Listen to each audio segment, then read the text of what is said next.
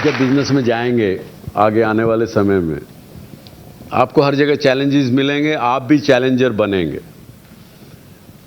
जो चैलेंजर होता है वो क्या सोचता है, समझा आपने? चैलेंजर मतलब, अगर आप, आई एम श्योर आप मैनेजमेंट ग्रेजुएट्स हैं, बिजनेस स्कूल से हैं, आपने कई केसेस देखे होंगे कि एप्पल चैलेंज नोकिया, या और भी एग्जाम्पल बहुत हैं, भारत के भी बड़े एग्जाम्पल्स हैं।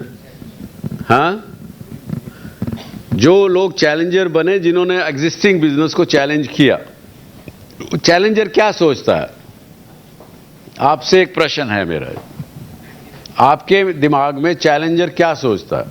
चैलेंजर सोचता है फॉलो द लीडर। जो एग्जिस्टिंग लीडर है किसी भी बिजनेस में, मीन्स हम चैलेंजर उसकी बेस्ट प्रैक्टिसेस नहीं देखता, वो नई प्रैक्टिस देखता है। वो बेस्ट प्रैक्टिस को फॉलो करेंगे तो आप कहीं नहीं पहुंच पाएंगे, उससे आप इंप्रोवाइज कर लेंगे, इंक्रीमेंटल वैल्यू कर देंगे। चैलेंजर वो नहीं होता। चैलेंजर उसका नया आयाम ढूंढता है, नई चीज होती है। चैलेंजर हमेशा ये सोचता आपको आगे जिंदगी में काम आएंगी ये चीजें, कि कोई भी इंडस्ट्री सैचुरेटेड नहीं होती, सैचुरेटेड हमारा दिमाग होता है। ये एक बात को गांठ मान लीजिएगा। इसी तरह से चैलेंजर के लिए कोई बाउंड्रीज नहीं होती।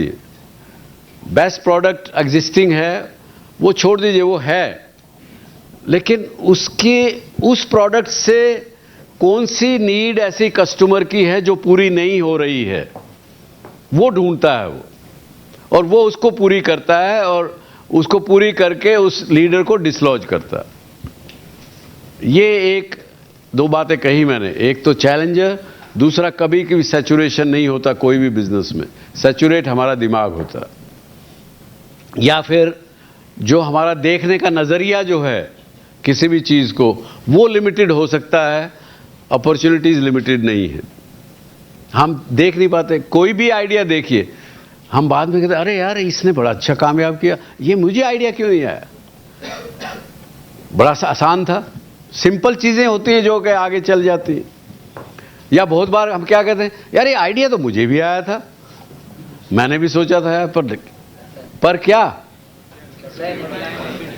आप सोचते रह गए, अपने आप पर भरोसा नहीं किया, अपने आप पर विश्वास नहीं किया, दूसरा कोई आगे चल के निकल गया। तो जिंदगी में ये कुछ चीज़ें हैं जो आपके काम आएंगी कि चैलेंजर बनिए, देखने का नज़रिया बदलिए, अपने आप पर विश्वास रखिए, ऑर्बिट शिफ्टिंग करिए, चेंज करिए। और एनरोलमेंट ज़रूरी है। अगर आपके फादर मदर अगर कुछ कहते हैं कि ये करो, आपको नहीं लगता कि वो है, वो जैसे उन्होंने कहा कि आप वो पहला कस्टमर है, उनको एनरोल करिए, उनको साथ लीजिए और काम करके दिखाइए। तो अब कंस्ट्रक्टिव रूप में कोई प्रश्न है तो अब आपके पूछिए, बजाय इसके कन्फ्यूजन के। So why are the ideas of the youth always neglected by the elders in our country especially? As in they always feel that you are too young for it. At any point of age, they always feel that the youth with better ideas... एक तो ये मैं ये कहता हूँ कि ये बात आपका कहना जायज़ है मेरे ख्याल से। आई डोंट नो आप सब क्या कहेंगे। हम एक प्रोटेक्टिव समाज, प्रोटेक्टिव कम्युनिटी है।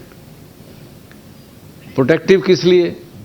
वातावरण ऐसा मिला, बैठिए, वातावरण ऐसा था, हजारों वर्षों की गुलामी। मुझे याद है कि एज ए यूथ मैंने अपने ग्रैंडफादर से पूछा कि साहब हम ये शादियां जो होती हैं हमारे यहाँ, ये जरूर रात को ही क्यों होती? 3 बजे 4 बजे? बोले जी गोधूली का फेरा है, शाम के टाइम, रात के टाइम हुआ, बहुत से लोग 3 बजे 4 बजे करते हैं। तो उन्होंने बताया, जवाब दिया मुझे कि साहब पहले राजाओं महाराजाओं का राज होता था इस एरिया में, तो साफा लगा के कलंगी लगाने का अधिकार केवल राजा को होता था। लेकिन हम क्योंकि हमारा परिवार भी राजवंशी है तो इसलिए हमारे यहाँ परंपरा थी, तो राजा पकड़े ना इसलिए रात को चुपचाप कलंगी लगा के घोड़े पे बैठ के बारात लेके जाते थे, इसलिए ताकि झगड़ा ना हो। अब इसमें छोटी सी बात है, लेकिन अगर इसको गहराई से सोचें तो एक बड़ी चीज़ हमको देखने को मिलती है, सुनने को समझने को मिलती है। क्यों ये समाज ऐसा प्रोटेक्टिव हो गया, जबकि वेस्ट में जब बच्चा, मैंने देखा 3 साल का हुआ, उसको माँ उठा के पानी में फेंक देती, तैर बेटा अपने आप।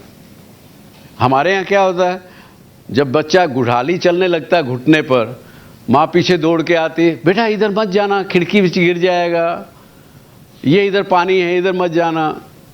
शुरू से ऐसे प्रोटेक्टिव हो जाते हैं हम लोग।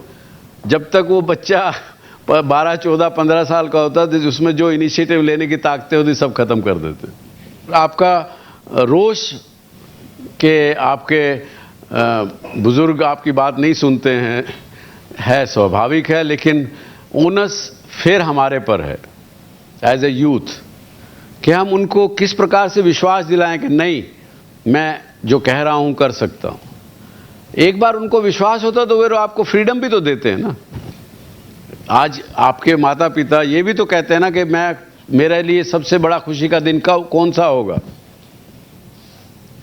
एक फादर के लिए सबसे बड़ा खुशी का दिन कब होता है? जब उसको उसके बेटे के नाम से जाने लगे।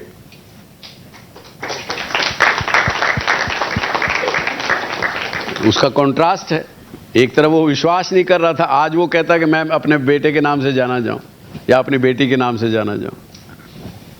तो यूथ को थोड़ा सा एक कदम आगे बढ़ना पड़ेगा, ज़्यादा, बजाय इसके कि उनकी जो बनी हुई सोच है उसको बदल सके, जल्दी से बदलेगा। हाँ, yes sir. Doctor Subhash Chandra ji, मुझे ऐसे महसूस हो रहा है एज अ स्टूडेंट और लर्नर, क्योंकि काफ़ी अच्छे सवाल अपने यूथ ने भी ये किए, सामने आपके प्रेजेंट किए। मुझे ऐसा लगता है कि this is the best medium, this एक काफ़ी अच्छा माध्यम है कि करोड़ों लोगों के पास पहुंचने के लिए, क्योंकि आपका जो मैसेज है तो आप सब स्टेक होल्डर को साथ में लेके चल रहे हैं, ना खाली यूथ यहाँ पे तो है ही है, बट परिवार में है, रेगुलेटर्स है। तो मेरे हिसाब से इस तरीके का जो आपका ये जो अभियान आपने शुरू किया है, जैसे हम बाकी अभियान स्वच्छ भारत बात कर रहे हैं, rising India, make in India, मुझे ऐसे लग रहा है कि आप लीडर टीचर का रोल प्ले कर रहे हैं। वो अप्स एंड डाउन्स रहेंगे, we must go through both ups and downs. तो मगर उनको शायद I think ahead on the curve they will get a mentor in your आपके रूप में मेंटोर की महसूस होंगी। So with this sir, thank you very much, thank you। आपने बहुत बड़ी बात कह दी। मैं ऐसा अपने आप को उस गलतफहमी में तो नहीं डालना चाहता, लेकिन ये ज़रूर है, जब मैंने शुरू किया था ये तो एक अनायास एक मन में विचार आया कि क्यों ना हम अपने एक्सपीरियंस, आज के आने वाली पीढ़ी जिसके ऊपर ये देश का भविष्य निर्भर करता है, हम लोगों ने तो कर लिया सब, आप लोगों को आगे करना है, तो क्यों ना उनके साथ हम अपने एक्सपीरियंसेस शेयर करें। उसी भावना से शुरू किया था, लेकिन इसका लाभ अगर मिलेगा तो बड़ी खुशकिस्मती होगी मेरी भी। और देखते हैं कब तक लोगों का जितना प्यार बना रहेगा, जब तक लोग पसंद करेंगे तब तक हम करने का प्रयास करेंगे, आपको विश्वास दिलाता हूँ। थैंक यू, धन्यवाद, all the best, thank you.